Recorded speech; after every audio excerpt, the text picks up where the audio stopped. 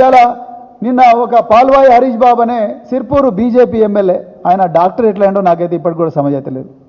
ఆయన డిగ్రీని డెఫినెట్గా వెరిఫై చేయాలి డాక్టర్ పాల్వాయి హరీష్ బాబుది.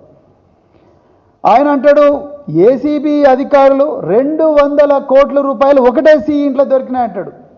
అయ్యా హరీష్ బాబు గారు, మీరు ఒకసారి సైకాట్రిస్ట్ దగ్గరికి వెళ్ళాలి. మీరు హెల్యూసినేషన్స్ గురవుతున్నారు, మీది మతి భ్రమించి మాట్లాడుతున్నారు.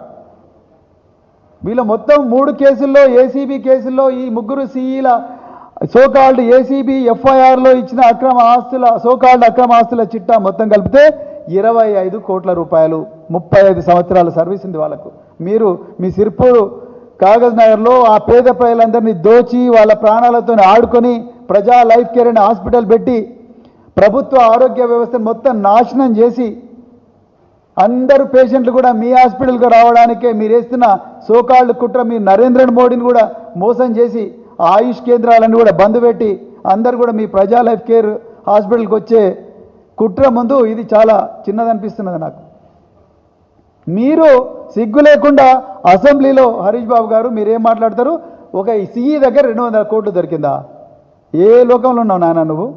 సో వీళ్ళకి మొత్తం కలిపి ఏసీబీ వాళ్ళు రాసిందే 25 కోట్ల. 25 కోట్లు వాళ్ళు చూపించింది ఒక్కొక్క తేడా ఎంతుంది.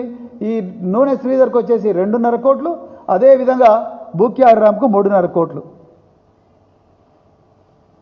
అంటే బీజేపీ నాయకులతో కూడా పీసీ రేవంత్ రెడ్డి కుమ్మక్కయ్యి ఈరోజు కాళేశ్వరం ఒక కుంభకోణంగా చూపించి దీని మీద రాత్రి అందరూ ప్రజలు నిద్రపోతున్నప్పుడు సిబిఐకి ఆర్డర్ చేసి